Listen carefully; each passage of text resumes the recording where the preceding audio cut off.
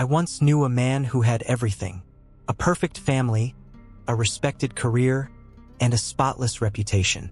2 years later, he was a convicted felon with absolutely nothing to his name. This is the story of the biggest 180 I've ever seen someone do. It's a story about my best friend, David. For the first 40 years of his life, David was the most law-abiding, predictable, and genuinely good person I knew. He was the kind of guy you could set your watch to, the kind of guy who coached his son's little league team, who remembered your birthday without a Facebook reminder, and who paid his taxes the second he got his W-2s. He's my son's godfather. He was the best man at my wedding. He was, by every measure, a pillar, a rock, and then, almost overnight, he wasn't. We all like to think we're in control of our lives, right? We believe our character is a fortress and our principles are unshakable.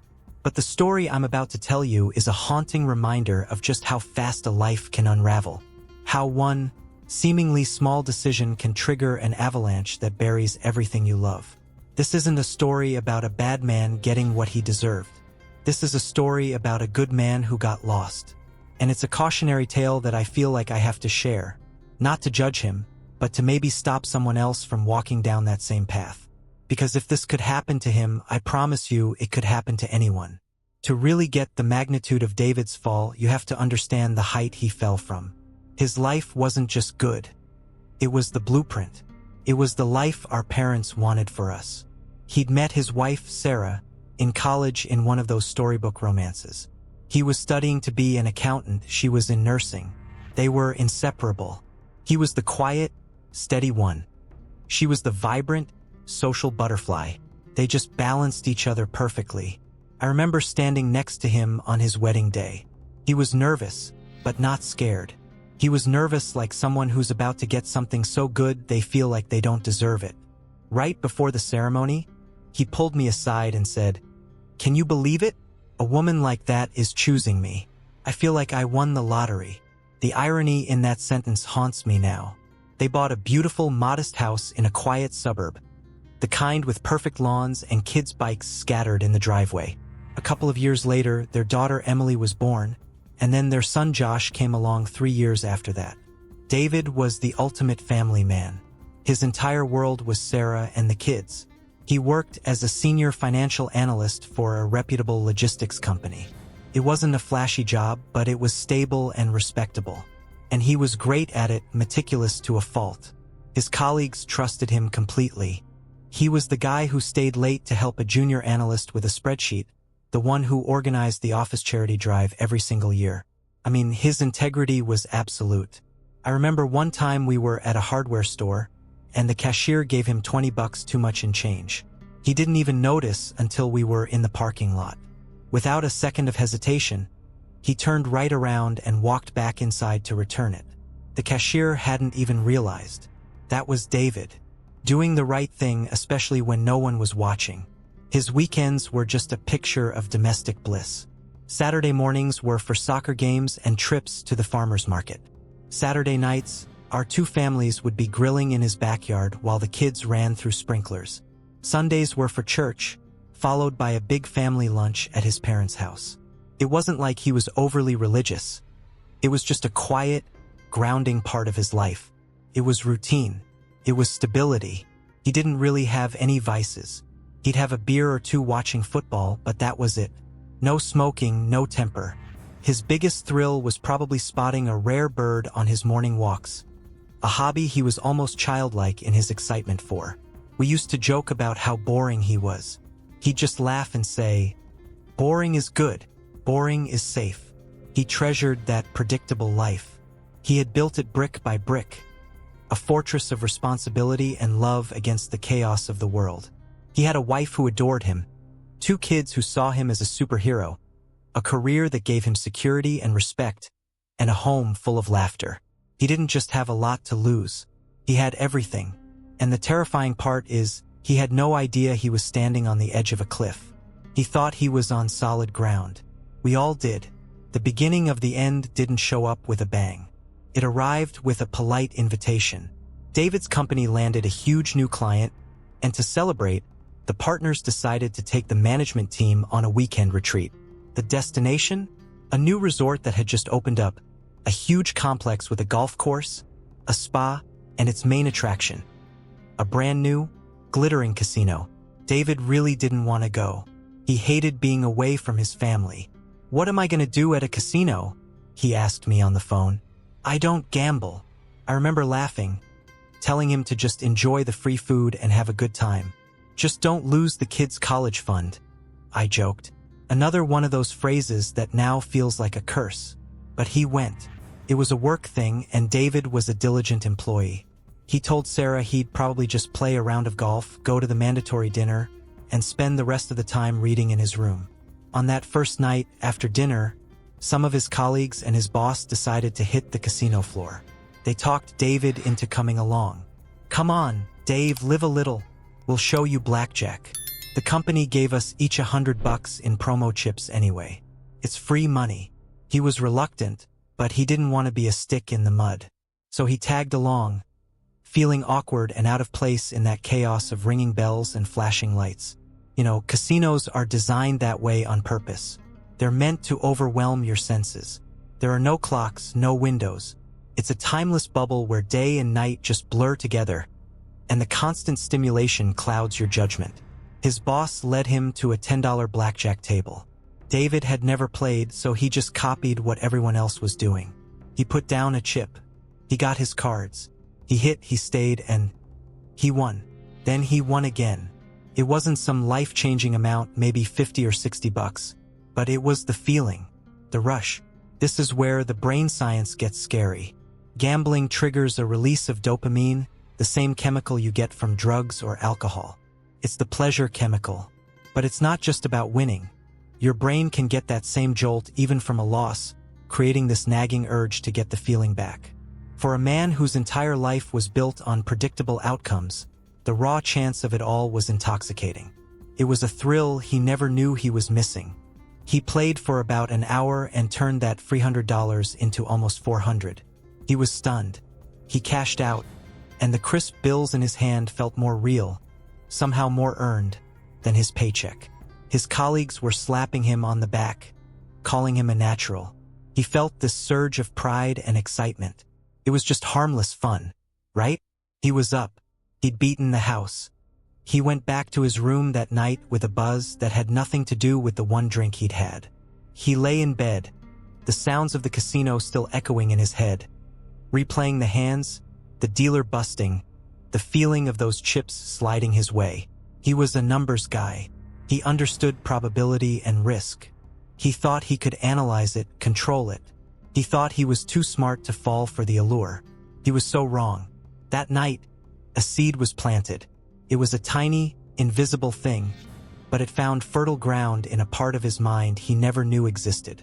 He came home the next day and gave the $400 to Sarah, telling her to buy something nice. He told it like it was a funny story, a total fluke. Beginner's luck, he laughed. But for David, it wasn't just a joke anymore. It was a memory, a warm, glowing memory of a place where, for just a moment, he had felt something new, something powerful, and he wanted to feel it again. The fall wasn't a sudden drop. It was a slow erosion. It started with little justifications that seemed perfectly reasonable. A few weeks after the retreat, David told Sarah he was going back to the resort. "I've got all these hotel points from work travel that are about to expire," he said.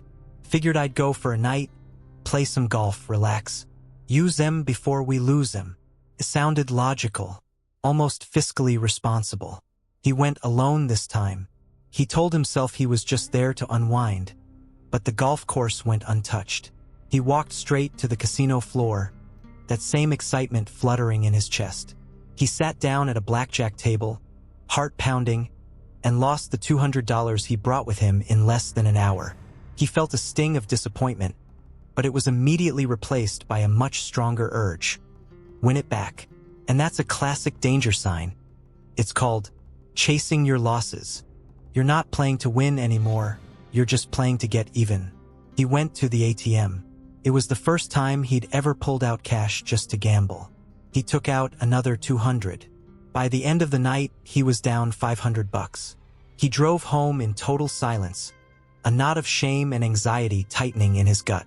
He felt like an idiot. He swore to himself he wouldn't do it again. But a gambling addiction rewires your brain. The near misses, like getting a 20 when the dealer hits 21, give you the same dopamine hit as a win, which just makes you want to keep playing. The addiction isn't just about winning. It's about the chase itself. A month later, he was back. This time, he won. He won back the 500 he'd lost and then some. The feeling was pure euphoria. It wasn't just relief. It was vindication. It proved to him that his first loss was a fluke and that he did have a handle on this. That random pattern of winning and losing is one of the most powerful hooks in psychology. You never know when the reward is coming, so you just keep pulling the lever. Soon, the once-a-month trips became twice a month. The excuses he gave Sarah got more elaborate. It was a poker night with guys from work. He was helping a friend move. The lies started small, but they multiplied. And hiding how much you're gambling is a huge red flag that it's becoming a real problem. I started noticing a change in him. He seemed distracted, far away. He was always on his phone, checking sports scores for games he'd bet on. David, who never cared about sports, was suddenly an expert on obscure teams. He started missing our weekly calls. When we did talk, he just wasn't there. He'd seem agitated for no reason. Another common shift in behavior. The financial strain started to appear. First, it was small things. He'd forget his wallet when we went out for lunch. He started borrowing small amounts of cash. "Hey, can you spot me $50? I'm a little short till payday." I never thought twice. It was David. But things at home were getting worse. Sarah told me later that they started fighting about money all the time, something they'd never done before. He'd get defensive and angry when she asked about the credit card bill. He started taking over the family finances, insisting he could manage their budget better. In reality, he was just hiding everything. He was opening new credit cards she didn't know about, creating a secret financial life powered by debt. One evening, I went over for dinner. The kids were quiet, and Sarah looked exhausted. David was pacing, constantly checking his phone. His daughter, Emily, who was about 9, asked him for help with her math homework. He just snapped. "Not now, Emily. Can't you see I'm busy?" The word busy just hung in the air. I had never, ever heard him speak to his children that way. The light just went out in Emily's eyes. She picked up her book and went to her room. Sarah caught my eye with this look of helpless pain. Later that night, she called me, crying. "I don't know what's wrong with him," she whispered. "He's like a stranger. He's angry all the time, he's not sleeping. He's just not here anymore, even when he's in the room." The man who built his life on honesty was now living a life made of lies. He started missing work, calling in sick to spend the day at a casino or gambling online. His performance, once perfect, plummeted. He made a huge error on a quarterly report, unthinkable for the old David. His boss, the same guy who introduced him to blackjack, had to put him on a formal warning. The pressure was building. The debts were piling up. He wasn't chasing that first $500 anymore. He was chasing tens of thousands. He'd emptied their savings. He'd secretly taken out a second mortgage on their house.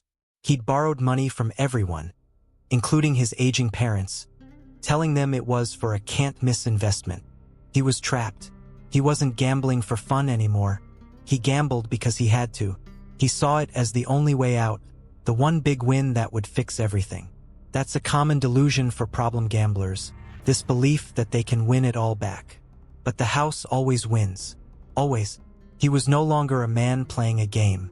The game was playing him, and the spiral was picking up speed, pulling him deeper and deeper into the dark. In every downward spiral, there's a point where the ground just gives way and you're in a freefall. For David, that moment was born from pure, calculated desperation. He had run out of legitimate ways to get money. His credit cards were maxed. His paycheck was gone the day it hit his account. The second mortgage money had vanished. The loans from friends and family were long gone, replaced by bigger debts to people you really don't want to owe money to. He was cornered. And a cornered man is a dangerous one, mostly to himself. His job as a financial analyst gave him access. He could authorize payments. He managed client accounts. He was the guy everyone trusted. And for weeks, he'd been staring at one of those accounts. A large, dormant client fund. And a voice in his head that didn't sound like his own kept telling him it was the answer. Think about that jump. From returning $20 in change at a hardware store to seriously considering grand larceny. But the addiction had hollowed him out, leaving only the raw, gnawing need to feed it. He convinced himself it wasn't stealing. It was borrowing. He'd take the money, $100,000, go to the casino and use his system. He was sure of it. He'd double it, triple it, and put the original 100 grand back before anyone even knew it was gone. He just needed one good night. He did it on a Thursday. With a few clicks, he transferred the money to an outside account he'd set up under a fake name. His hands were shaking so badly he could barely use the mouse. A cold sweat ran down his forehead. Every moral fiber of his being was screaming, but the addiction's roar was just louder. He felt sick, but also a strange sense of relief. He had the money. He had one more chance. He drove to the casino that night not with excitement, but with the grim determination of a soldier heading into a battle he was probably going to lose. He didn't bother with the $10 tables. He went straight to the high-limit room, that quiet, plush sanctuary for people with everything and nothing to lose. He lost the first 10,000 in less than 15 minutes. Panic clawed at his throat. He started making bigger, more reckless bets. His system was out the window. He was just throwing money at the table, praying. He jumped from blackjack to baccarat to roulette, bleeding money at every turn. I got a call at 3 a.m. It was Sarah, and she was hysterical. "The police are here," she choked out between sobs. "They're here for David. They're arresting him." I threw on clothes and raced over to their house, my mind just reeling. The whole street was lit up by the flashing lights of a cruiser in their driveway.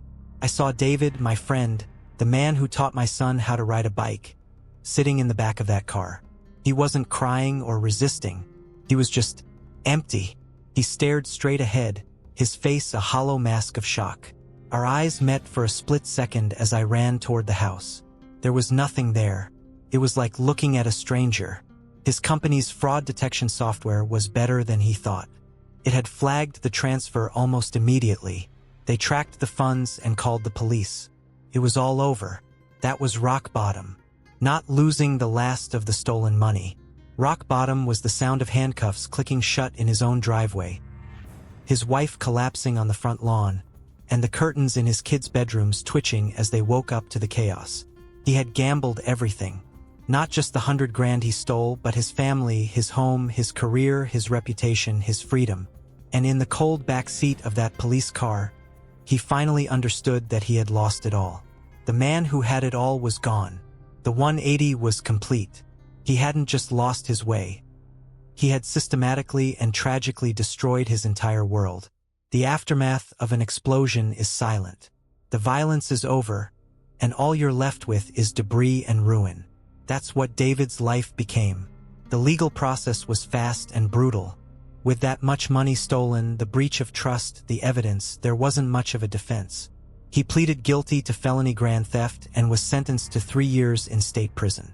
The day of his sentencing, he stood before the judge, just a shell of the man he'd been. He'd lost 50 pounds. The nice suit was gone, replaced by a cheap one his lawyer bought for him. He read a statement, his voice barely a whisper. He apologized to his company, to the court.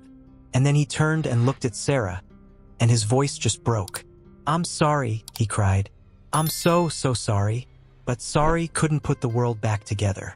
Sarah had to sell the house to cover legal fees and the restitution he was ordered to pay. She and the kids moved into a small apartment across town. She went back to nursing full-time, picking up extra shifts just to stay afloat. The life she knew, the security she trusted in, it was all a mirage. The betrayal was what destroyed her. It was never just about the money. It was the years of lies. I visited him in prison about 6 months in. The man behind the plexiglass was almost unrecognizable. The confidence, the quiet warmth, all gone, replaced by a deep, crushing shame. We just sat there in silence for a while. Finally, he spoke, his voice raspy. "You know the craziest part?" he said. staring at his hands. For the longest time, I kept telling myself that if I could just have one big win, I could fix it all. Pay back the money, stop the lies, and go back to being the man I was. He looked up at me, his eyes filled with a kind of clarity you only get from total devastation. But I was wrong. Couldn't go back. That man was already gone. I lost him long before I got arrested. I lost him the first time I lied to Sarah. I lost him when I took money from my parents. I lost him when I screamed at Emily for asking for help with her homework. He pressed his hand against the glass. I used to think my biggest loss was the money, the house, my job, but that's not it. The biggest thing I lost was myself. I don't even know who that person was, the one who did all those things. He wore my face, but he wasn't me. And that was the true 180. It wasn't just the swing from respected professional to convicted felon. It was the complete loss of his own identity. He had become a person he couldn't recognize, driven by a compulsion he couldn't control. His story is a horrible reminder that addiction isn't a moral failing. It's a disease. It's a progressive illness that actually rewires your brain. Can sneak up on you, starting with something as harmless as a weekend away. For David, a guy with no history of this stuff, it took hold with terrifying speed. Maybe there was some hidden vulnerability there that no one, not even him, ever saw. His story is a cautionary tale about how secret habits become lies, and how lies can become a whole second life. Problem gambling is often called the hidden addiction, because the signs are so easy to miss. Mood swings, pulling away from people, money problems, until it's far too late. David is out on parole now. He lives in a halfway house and works a manual labor job, trying to pay back a mountain of debt. Sarah divorced him while he was inside. She had to, for her own sanity and for her kids. She allows him supervised visits, but that easy, loving relationship they had is gone. It's been replaced by a strained, painful formality. His kids are wary of him. They're healing from wounds they don't even fully understand. He and I still talk sometimes. He's in therapy and goes to Gamblers Anonymous. He's trying to rebuild. Not the life he had, he knows that's gone forever, but something new from the wreckage. One day at a time. That 180-degree turn is a permanent scar, a constant reminder of how fast and how completely a good life can be unraveled. David's story is a tough one to tell, and it's way more common than we think. Gambling addiction affects millions of people and their families. It starts as fun and games and quietly morphs into an obsession that takes over everything, thriving in the secrets and shame. The lesson here isn't that gambling is evil. The lesson is about being self-aware. It's about knowing that we're all vulnerable. It's about understanding the psychology casinos and betting apps use to keep you hooked. The timeless rooms, the digital money that doesn't feel real, the near misses that trick your brain into thinking a win is just around the corner. It's about being honest with ourselves and the people we love.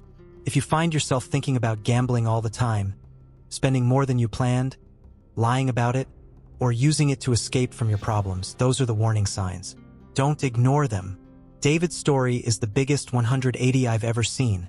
From a life of integrity to one of total ruin. And it all started with one harmless trip. It shows that the biggest risks we take aren't always the obvious ones. Sometimes, it's the small compromises, the little lies, that slowly turn us into someone we don't even recognize. I really wanted to share this because the pain it caused was immense, and it all happened in the shadows. We need to be able to talk about this stuff openly and without judgment.